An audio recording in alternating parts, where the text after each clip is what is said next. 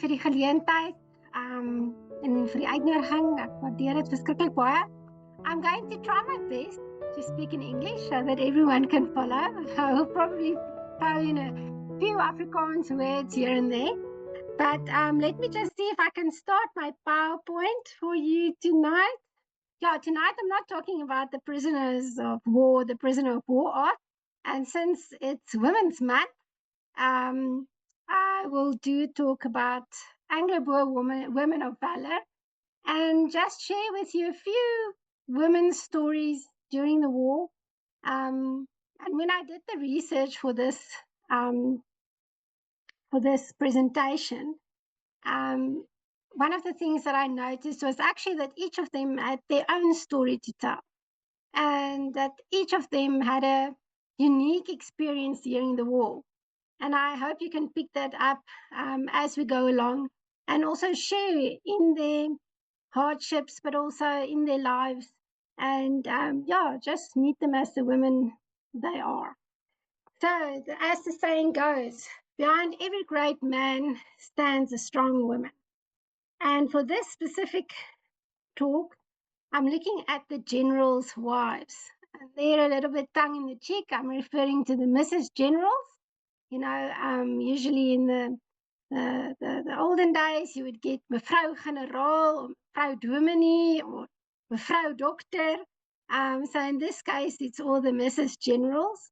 And we are going to look at Drienie Joubert, Nora Roberts, Hester Cronje, Nonnie De La Rey, Nellie De Wet, Mynie Hertzog, Isie Smuts, Botha, and then two other women, which we will see a little bit more about later.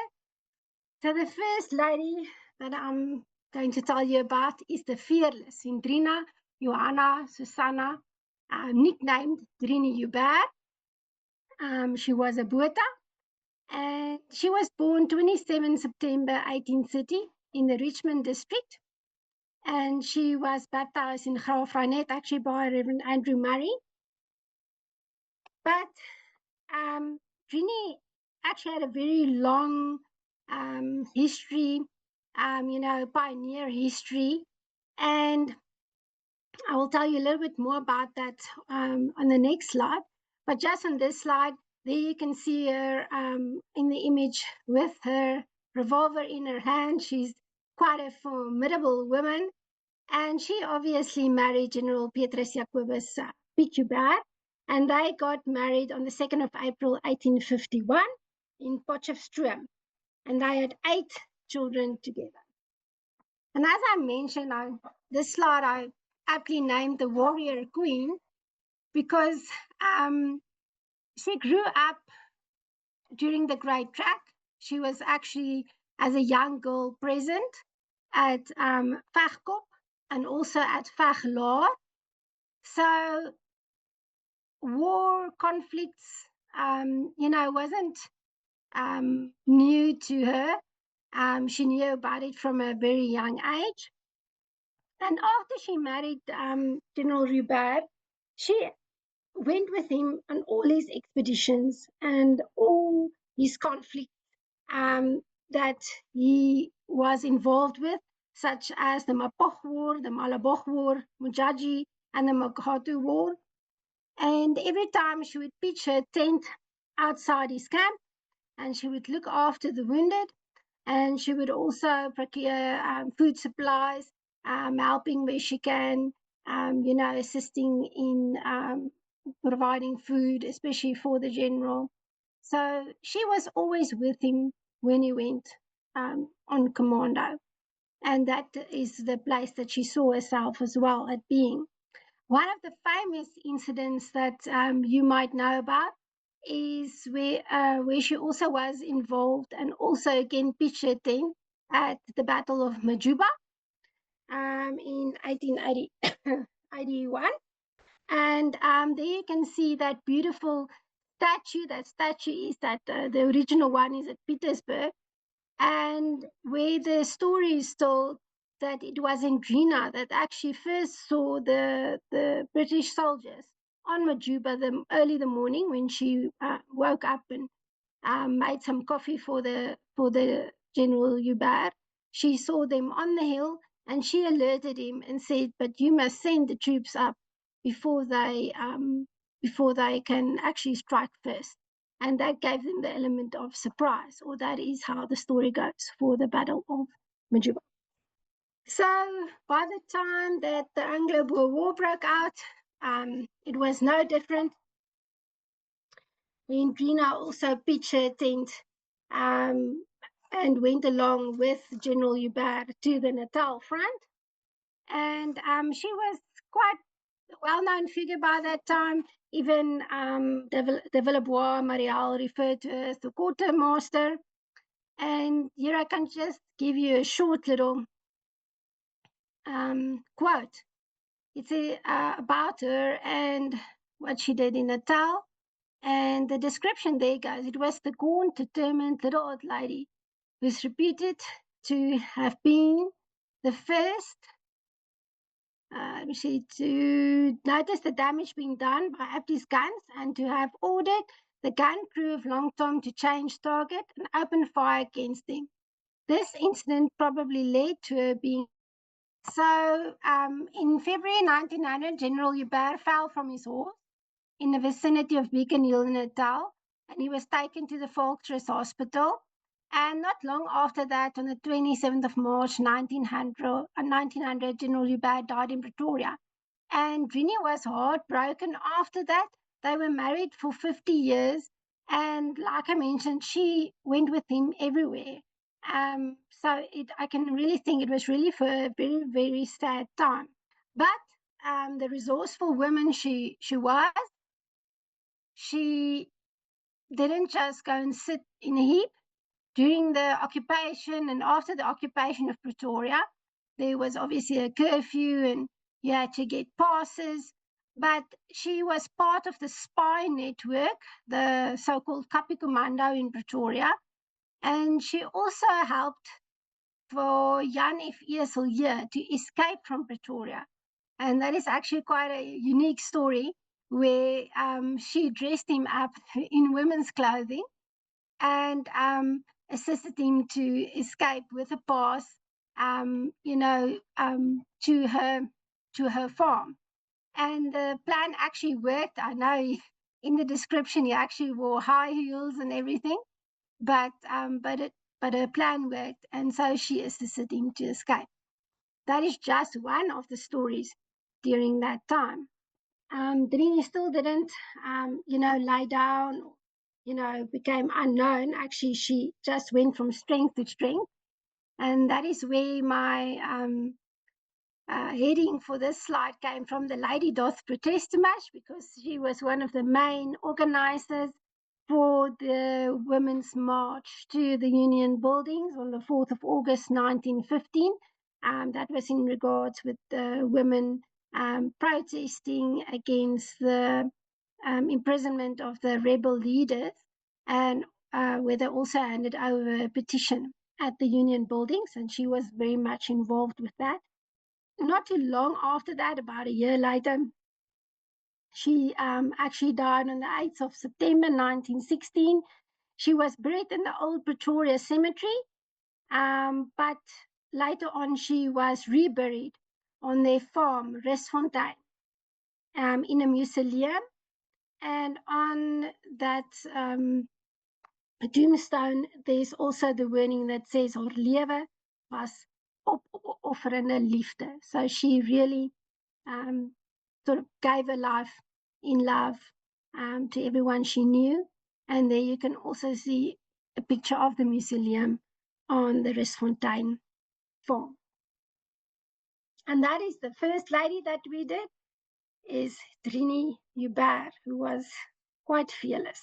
Then the next lady we are looking at was actually a lady. That is Lady Nora Henrietta Roberts, or Bews. It was a maiden surname. And she was born 17 March 1838 in Ireland, so she was Irish. And she married then Lord Frederick Slay Roberts on the 17th of May 1859, also in Ireland. And for quite the biggest part of their lives together, they lived in India, where Roberts was the commander-in-chief in India. And they also had 6 children together. 3 of them died quite early in infancy, and then the 3 remaining were 2 daughters and a son.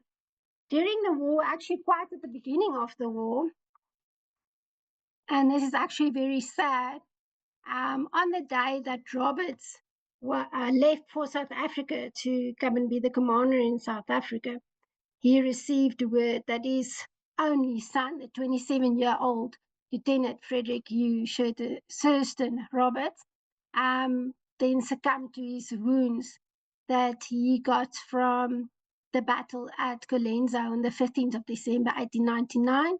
And there you can see a photograph of him and also the telegram that was sent to Robert on that day, informing them of his death.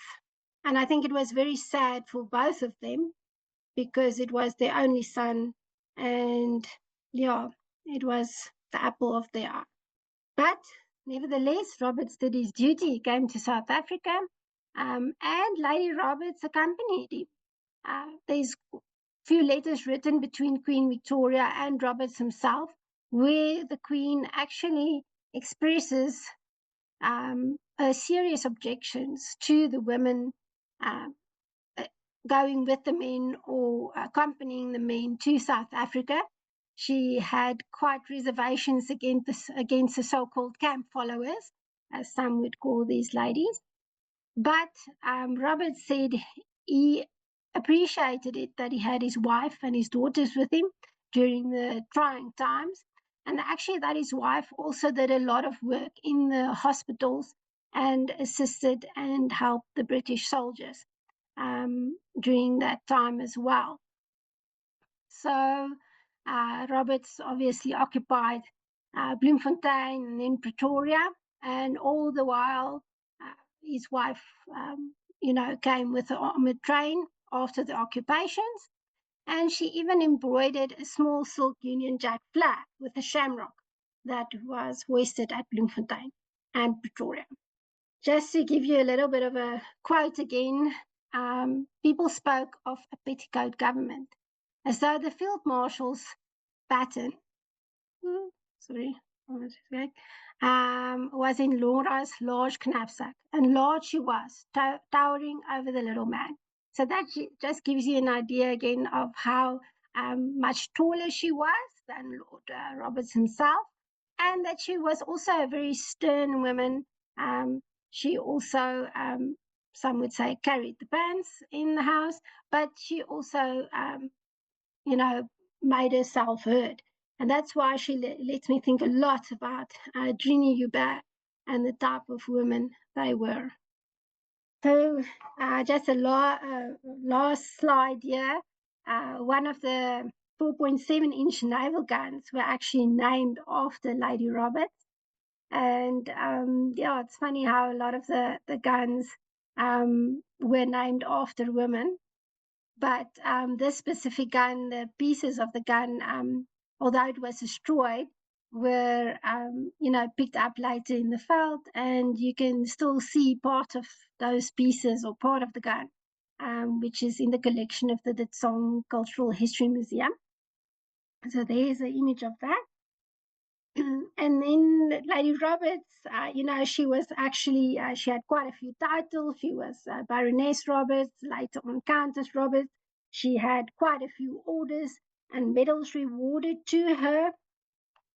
And in the end, she died at her home in Inglemuir on 21 December 1920 at the age of 82.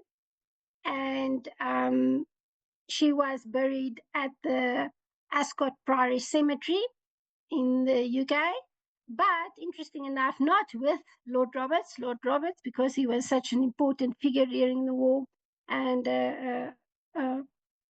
due to his stance as well, he was buried at St. Paul's Cathedral in London. And the next lady we looking at is Hester Susanna Cronje, who was Nooi Visser. And she was born on the 9th of May, 1840 in Natal. And she was only 17 years old when she married Pieter Arnoldus Piet Cronje on 24 December 1857. And they had 9 children together.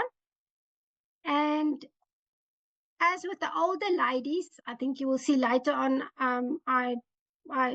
the way that my PowerPoint is assembled. I first did the older ladies, then the middle-aged ladies, and then the younger ladies.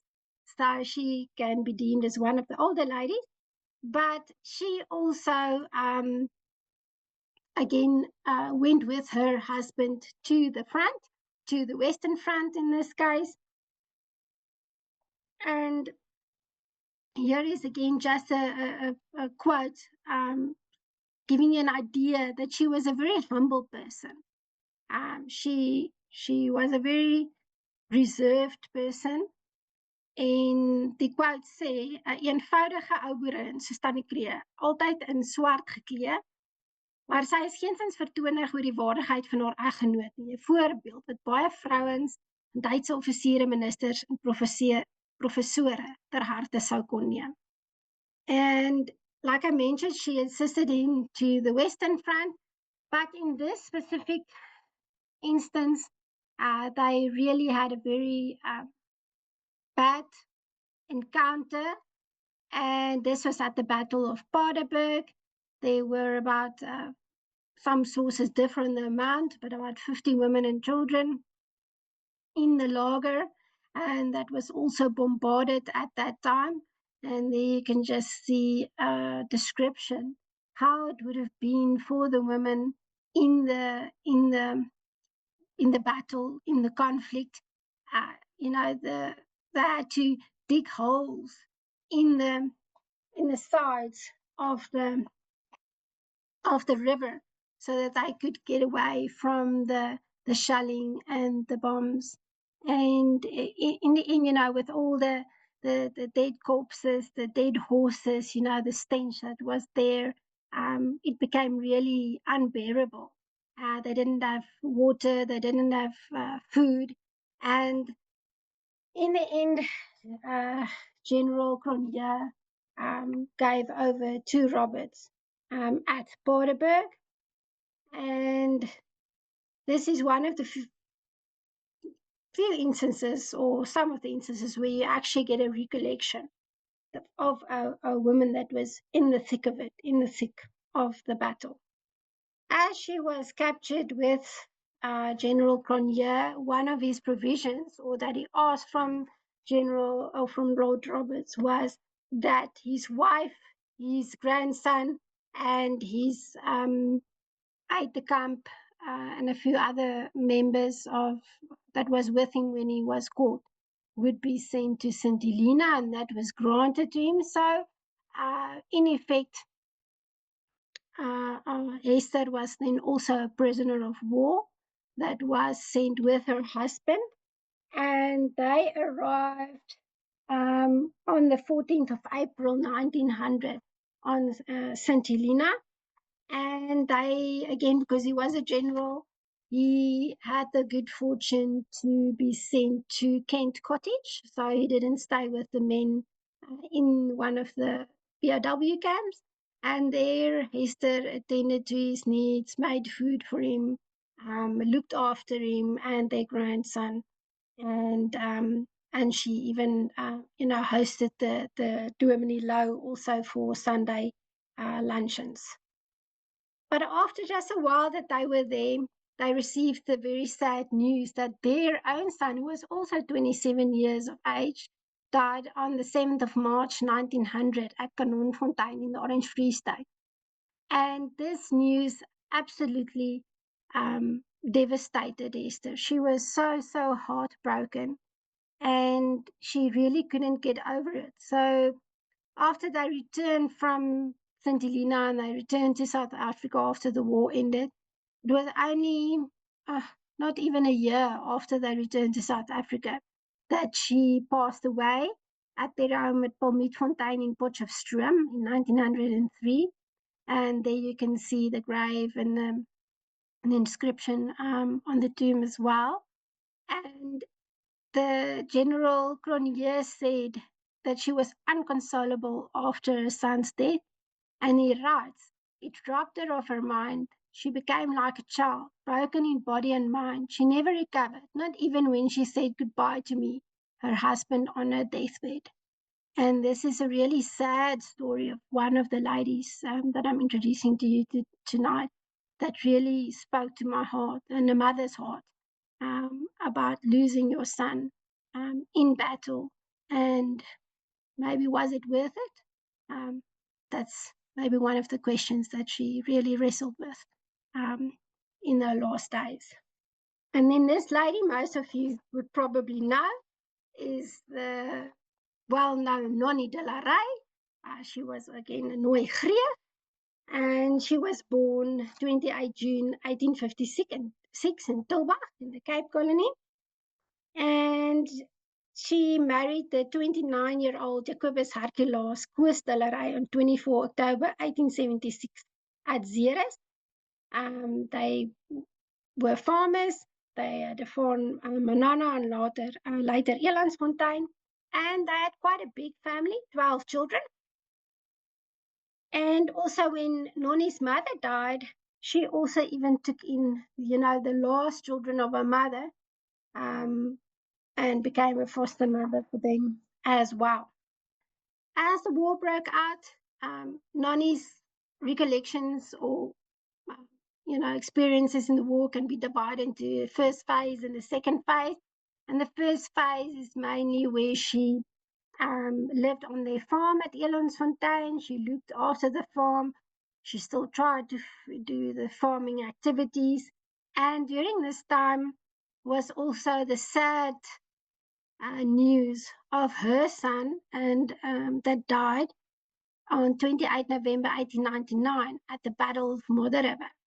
And this is such also a heart-rending story where General De La Rey carried his wounded son on his back to a field hospital for, I think, 16 kilometers. But unfortunately, he succumbed to his wounds and he let Nonnie know about it. And she traveled 400 kilometers from their farm at Lichtenburg to Jacobsdal to go and pay her last respects and love and grievances to her son. And this is just, again, a very sad story of the war, showing the heartache that the women actually endured. And then the second part of Nonnie's experiences is mainly of the time that she left the farm and she went roaming in the veld, never to be caught. She was never sent to a concentration camp. And she had a nomadic life with her 6 children. They were wandering for 18 months in the veld, never being captured. They lived in derelict farmhouses, sometimes in caves. And it just shows the resilience of Nonnie De La Rey and the way that she could evade being captured is quite remarkable. Again, she tried to stay in the vicinity where Koos De La Rey was, so he would often go and visit her, and vice versa. So they actually stayed in contact during that whole time. And their story, their life story, or the way their commitment to each other is actually quite remarkable if you read her recollections, which he wrote and which was published as Myne Omswervingen en Beproevingen gedurende den oorlog. So you can still get that book, and there you can get a little bit of a glimpse of the relationship that existed between her and Koos De La Rey. And the one beautiful way they would describe it is that they were like a stream of water flowing together. And that's such a nice way describing their relationship, that they moved as a stream would move around a boulder, or moving together. And that's very, very pretty.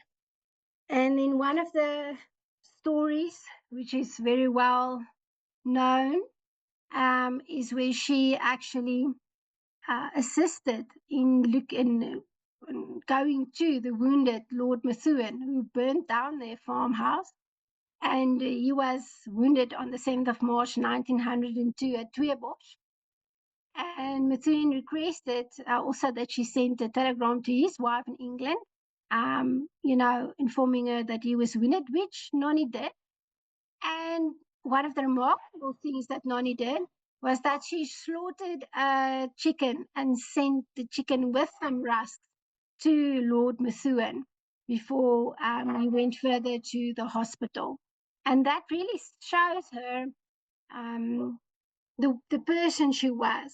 She really loved people, even though they were her enemies, and she looked after people. She sympathized with them, and that was the person that Nonnie was.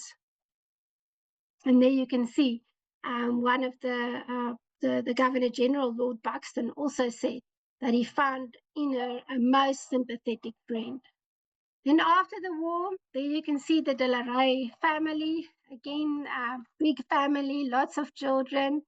And what's sad about the post-war is obviously during the rebellion, with General De La Rey being shot during a roadblock. People say it was because they wanted to stop the Visser gang, and they didn't know that General De La Rey was in the car. There's a lot of conspiracy theories about how General De La Rey died, but it was really, I think, a sad time for Nonnie, the rebellion part of the history. And there you can see Nonnie's grave. She's buried with General De La Rey. And she died on the 12th of August 1923 at the age of 67, and they buried at Elandsfontein in Lichtenberg. And there you can see her grave with the general as well. Then we get to Cornelia Margaretha De Wet. She was Nooi Kruger, and she was born 22 December 1856. She actually attended school together with De Wet. They knew each other then from a very, very young age. And again, their relationship is a little bit different as with Nonnie and General De La Rey, because in this case, they describe it as that she and General De Wet was cut from the same block of steel. So they were very resolute in what they believed, and how they portrayed that as well. And you can also see that in their history and the way that they complemented each other and worked together. So she then had also 16 children with General De Wet. Not all of them survived, but also quite a big family. And for the first few months of the war, she also tried living in the veld, also tried to evade capture. This wasn't possible, and she was actually caught eventually at Klerksdorp in December 1900. And then for a while, she was kept under house arrest. And, eventually, in July 1901, she was sent with her family to the Meerebank concentration camp. So this is then another story, again, one of the general's wives, but with a different story of life in a concentration camp. And there I just have a short description of what she went through. I can read that quickly for you. Die seile het naderhand onderlang sleg geword en afgebreek. En as dit reën, dan loop die water en modder onder deur. Ek het 'n ysterkatel gehad om op te slaap, maar my kinders moes op die grond slaap. Ons daaglikse rantsoen was 'n bietjie bitter mieliemeel, 'n klein bietjie tee of koffie en 1 pond vleis. En dit vir 9 mense. Ons het 2 kersse en 'n stukkie seep in 'n week gekry en ek moes die wasgoed van 9 mense daarmee was.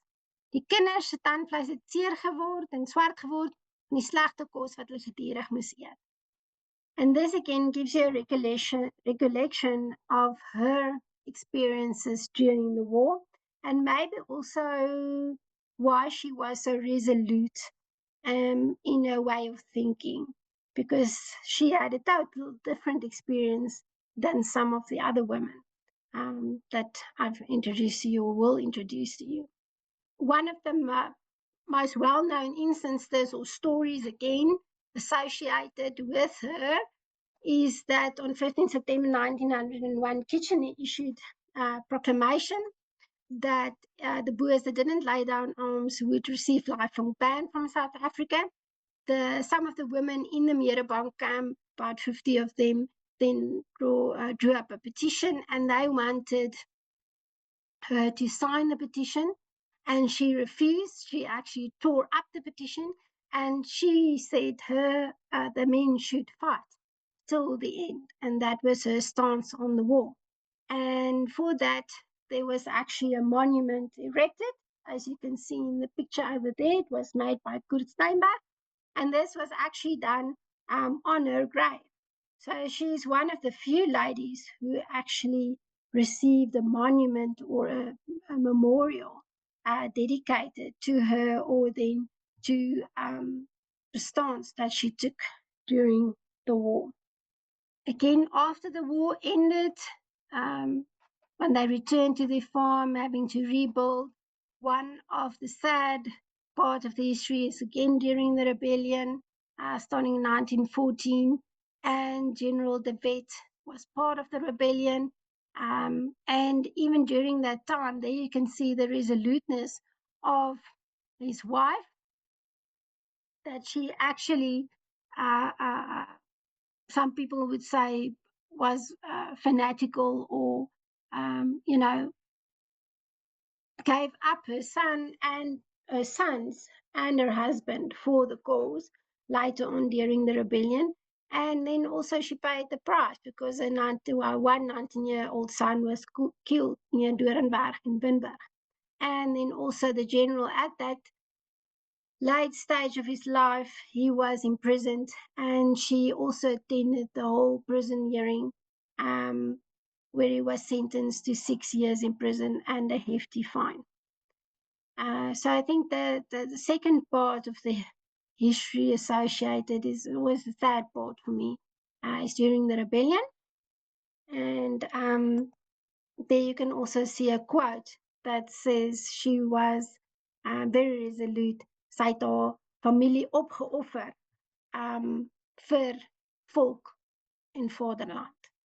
And that is how the person she was, and the mindset that she had as well. So there you can see she died in 1936. De Wet died in 1922. He was buried at the National Women's Memorial.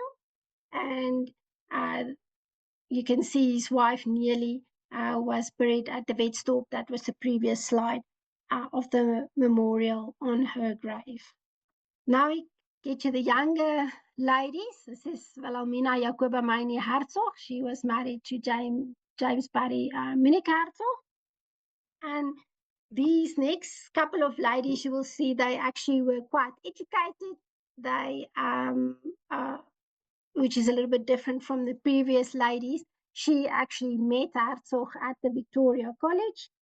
And yeah, they were actually very, very good friends. And intellectually, I think they also shared quite a lot. And she was, I just wanted to say, she was born 4th of January 1863 then in Stellenbosch. During the war, Mynie stayed with the sister, and during that time they were in Bloemfontein, but she went to visit her sister at Jagersfontein. And during that time they were actually rounded up, and they were sent to the Port Elizabeth concentration camp on 19 October 1900. And she described her recollections to Emily Hobbs in The Brunt of War, written by Emily Hobbs after the war. You will find her recollections of her time in the concentration camp. And it was really a hard time for her. You can also read there the quote. It says, "On my arrival at Edinburgh, my child's temperature on the day of removal, registered 102 degrees, was now, through exposure and privation, a mere skeleton." And her child was very, very sick. But 12 days after they arrived at the Port Elizabeth concentration camp, her child was still okay, but her sister's little boy, he was 8 years old, passed away. And the grave on the right-hand side is the grave then of her sister's little boy at the Port Elizabeth concentration camp. And even though she begged the authorities, and her family wrote letters asking them if they can't be released of her son, to look after her son, because he was really in a bad condition. Eventually they said she can't leave, but her son was sent to live with family in Stellenbosch. And that is the only way how he survived, little Albert. And she didn't see him again till after peace was declared. So for the rest of the duration of the war, he stayed with family. And she was later on also sent to the Merebank concentration camp. And in the Merebank concentration camp, she became very sick later on in life. She also had stomach ailments and problems due to probably the malnutrition and the sickness that she experienced in the concentration camp. She always had problems later in life with stomach problems. But in the concentration camp, even at Merebank, she always tried to get a little bit of extra money so that she can buy more food by giving music lessons, and she also mended clothes. And there you see Hertzog and his wife. Again, later on in life, he always referred to her as Moeder. Even in the books that's written about him every time, and all the stories about his wife. And if people would come to visit at their home, they would refer to it as Moedertjie. She wasn't really someone for the limelight. She wasn't. She rarely attended big political gatherings or even big banquets. Even when he was prime minister, she would always get someone else to stand in for her. She really was a person that took the back seat and looked after the family. One of the interesting things that bugged her till the day that she died was that she was actually 3 years older than General Hertzog. And even, till the end, it always bothered her because in that age, during that stage, usually the women were younger than the men. And that wasn't the case with these two, but they had a very good relationship. And also, in this instance, she died before General Hertzog, and she died a day after his 76th birthday on the 4th of April 1942. And they were buried on the family farm, Waterval. And General Hertzog, then also he, decided where they were going to be buried and which boulders they should be placed on their graves as well. Though there is another quote, basically it just says she was against any publicity, but she was always support for General Hertzog, and a moral force to be reckoned with. Then we have the peace-loving Annie Frances Bland Emmett, another Irish lady with Irish family, and she married General Louis Botha. And she was born on the 3rd of July 1864 in Swellendam. She actually studied at the St. Michael's School in Bloemfontein, and later on she returned to Natal and she was a teacher there. And she that is also where she met Louis Botha, and they were married in Vryheid on the 13th of December 1886. They had 5 children together, although some of them also, they were very young at the beginning of the war. And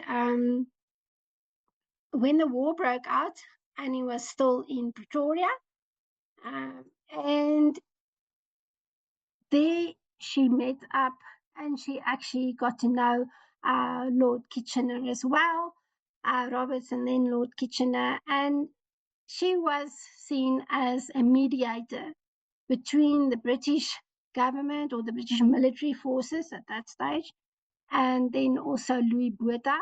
And she was sent back and forth with messages to Louis Botha asking to negotiate for peace, trying to, put an earlier end to the war. But this didn't really happen, although there were letters sent, and there was an instance where the two parties actually met each other. But still, this didn't result in peace at that stage. And eventually, in 1901, Annie was permitted to leave South Africa and to go to the Netherlands, where she then also agitated for peace from abroad. And it's just interesting. I say, if you look at the map, when she started to visit Louis Botha at the front with the intention of peace negotiations, it was around February 1901. She was sent, or she was permitted to go overseas in the middle of 1901, and then her son, the youngest, was born in November 1901. So if you do your maths backwards, you can see maybe she didn't just go for peace negotiations when she visited Louis Botha. But Annie was peace loving, and that's why I made the heading of this title, Make Love, Not War. And she was again praised for her perseverance as a peacemaker, and that is what she is known for throughout the war and after the war as well. And there you can see her as the first lady, obviously Louis Botha being the first prime minister of the country. And she was a remarkable woman. We talked a little bit earlier. She was also a co-founder of the Suid-Afrikaanse Vroue Federasie, and she also established the Louis Botha Home for Orphans and Children in Need. So she was actually a very prominent lady after the war. Louis Botha also referred to her as his guiding star. So I think he actually appreciated her input and listened to her as well. And eventually she died quite a few years after Louis Botha, because Louis Botha died in 1919. But she died on the 21st of May 1937 at the age of 72.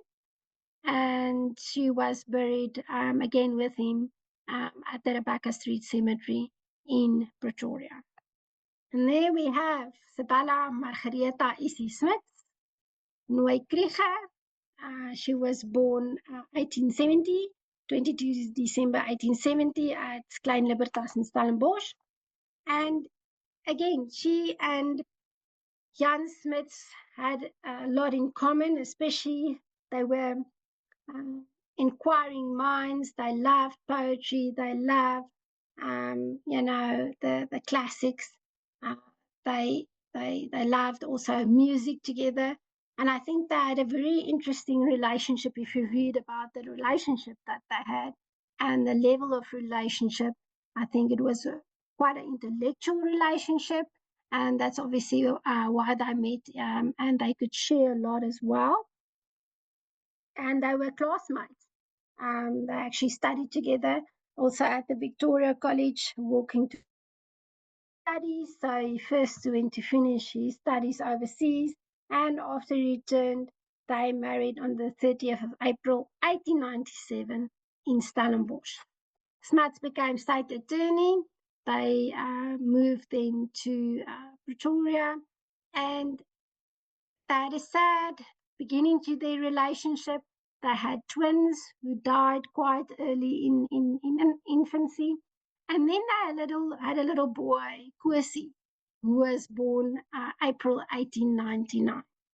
There's just a quote saying that she was pretty, she was charming, she was a small person, bursting with energy, and she had a great mental capacity, but she was also, physical, went on walks, and she could match General Smuts.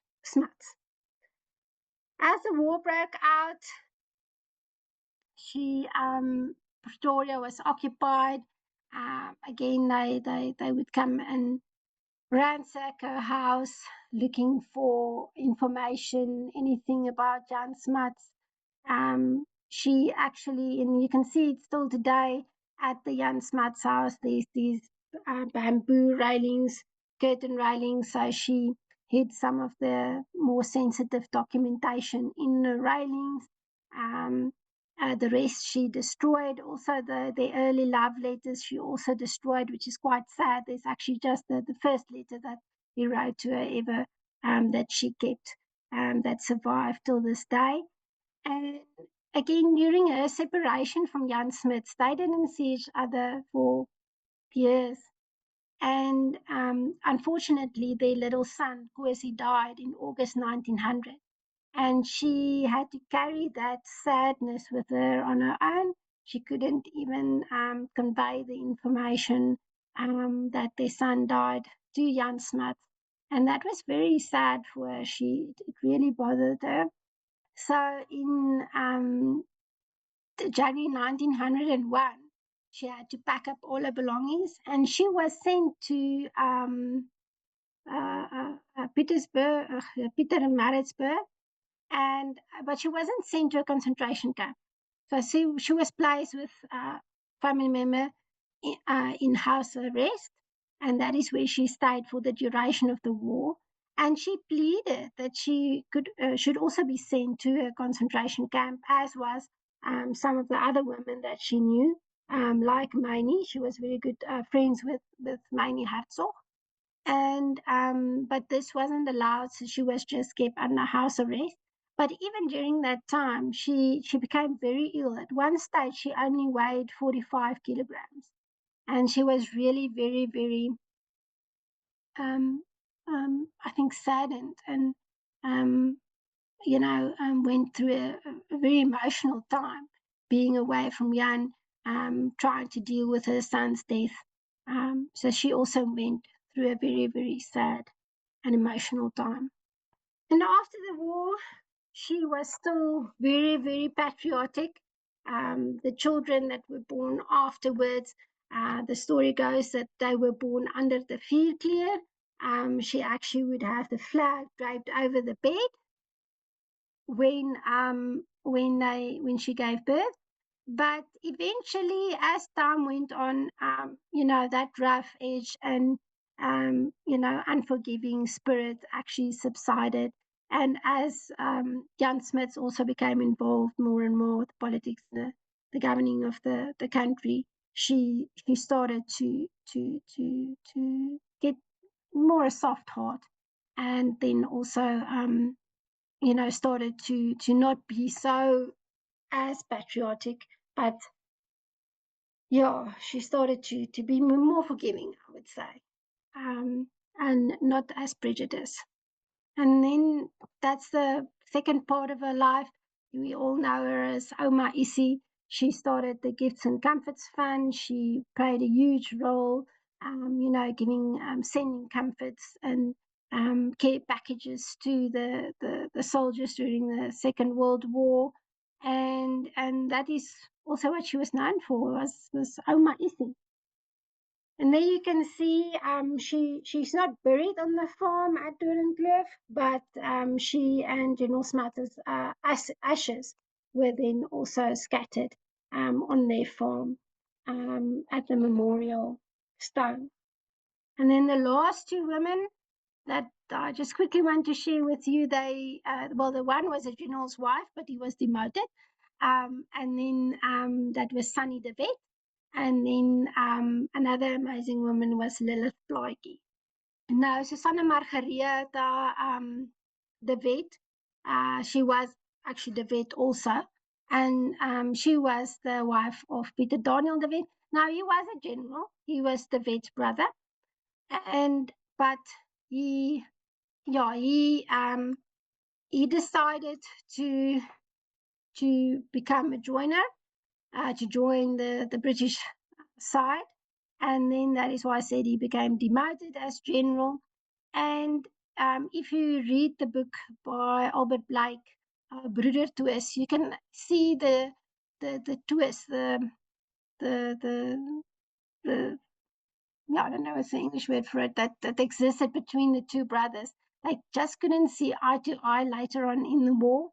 And some would say it was because of Piet De Wet's wife, Sannie De Wet, because she nagged him literally. And I say the word nag in a not a negative way, but that is how it was also described when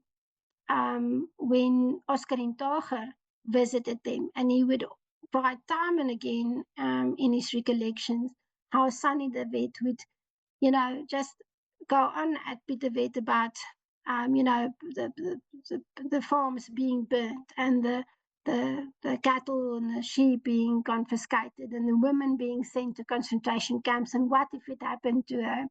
And I think in the end that actually played a role in her husband's decision to join on the British side.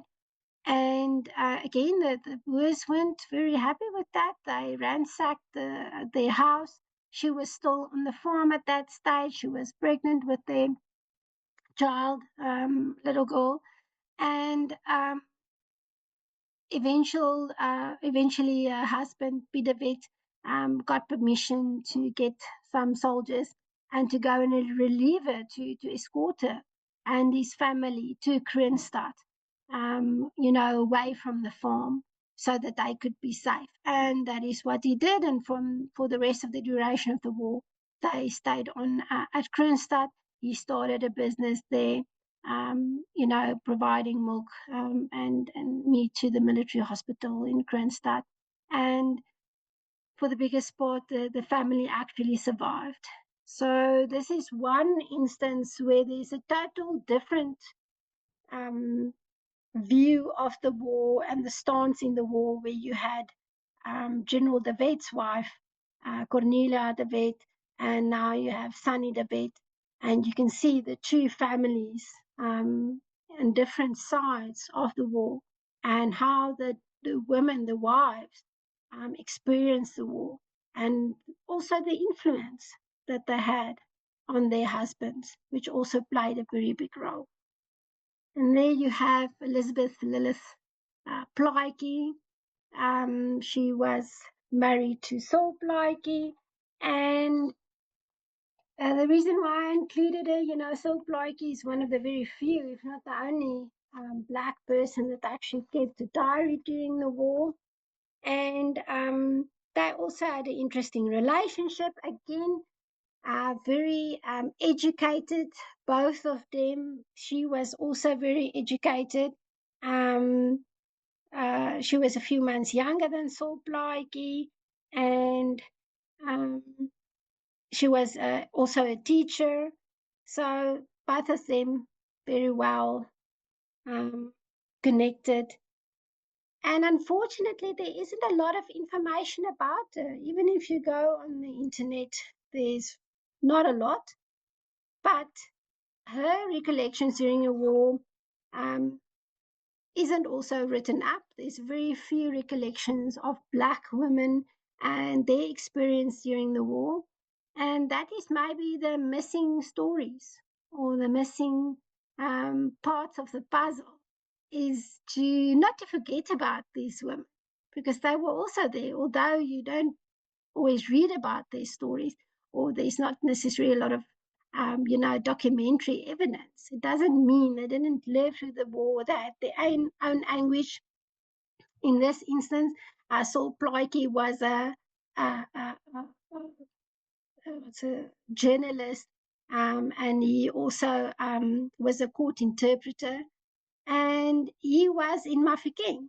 While she didn't see him for the whole duration of the war, because before the war broke out, she went to her parents' home in Burgersdorp, and as the war commenced, they just didn't get back to each other again. And she only saw him after the war again. So years and years went by where you didn't even know of each other, where you didn't see each other. So she had a total different experience of the war.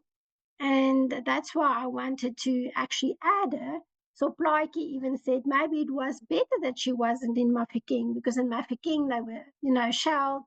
They didn't have a lot of food. So he thought that she was better off with her family at Burgersdorp. And again, the anguish of not seeing your loved ones for the duration of the war could have not been very, very nice. And then I just want to end with a quote by Emily Hobhouse, where she says, "For women folk, war is a hard time. The excitement and the glory, so alluring to the men, do not fall to their share. Only mental agony and the long, slow days of suffering. It falls hardest on the children." And that is the end of my short talk. I hope I gave you a short and a little view into different experiences by 10 women, each one unique, each one suffering on their own way. And I hope it will just give you an idea that, war isn't one shoe fits all, everyone didn't experience everything in the same way. And that each one should be seen as their own story that have to be told. I just think those women were very formidable. They didn't have an easy life. Eh? You don't think of their experiences and what they had to go through from that point of view. Yeah, I think, it's and like I said, each one, when I started with the research as well, I don't know why in my mind I thought, okay, all the women went to the concentration camps, so all the generals' wives would have gone to the concentration camps. I thought all of them had the same type of experience, but as I started to look into each one of them, it was so vastly different. And that's why I say, with research, jy moet nie veralgemeen nie. Jy moet nie dink almal het dieselfde deurgegaan of vir dieselfde idees of dieselfde oortuigings gehad nie. It's different for each of them. And I think that is what stood out for me. And they were remarkable women, each in their own right. Right or wrong, whatever their ideas might have been, I think they were formidable in their own right, looking after themselves, looking after their families, what they thought at that stage was for their best interest, and the hardships, the heartache. I think just that's what touched me the most is a heartache that the women went through, whether it was in a concentration camp, whether it was a son dying, whether it was being anxious because you're pregnant and you don't know what's going to happen to your children in the future. Will they ever see their father again? um, I don't know, food to give to my children. What it might have been. I think that's what should stand out is the resilience of these women in that period. I would like to know if any one of you are aware of the communications between Marie Koopmans de Wet and Hobhouse, and of course some of these leading figures, as Vicky just explained to us. I'm quite interested in Koopmans de Wet and her role as a sort of an advocate for the women. Yeah, Marty, you and I should actually meet up. I want to do Yes. something about Marie Koopmans de Wet as well. Okay. But also, Well, it's a sort of a namesake of mine. She's in my family, but yeah, so is General de Wet. So of course there is a interest for me there. My heroine, yeah, of course, is Emily Hobhouse. But Koopmans de Wet has a very interesting role, from a privileged point of view. She did yes. quite a lot to help the sake of the women and children from her She from her position in Cape Town as privileged. Yes, no, she definitely did. And I think also that's definitely a woman that's very little known about, especially her role during the war. Correct. Because she was also quite, older at that stage as well. But I think what she did was amazing. And, even if you look at her archives there in the Cape, you know, and all the relief organizations she corresponded with. And the relief work that she did, even just distributing, you know, the goods, the clothes, everything that was sent. I think that was, yeah, that's, you know, in most sources, it's just like a little paragraph or a sentence or two. But Correct. I think if you really go into that, yeah, it's definitely something that should be expanded more and highlighted. No, definitely, I agree with you. So thank you very much. We've all enjoyed it very much.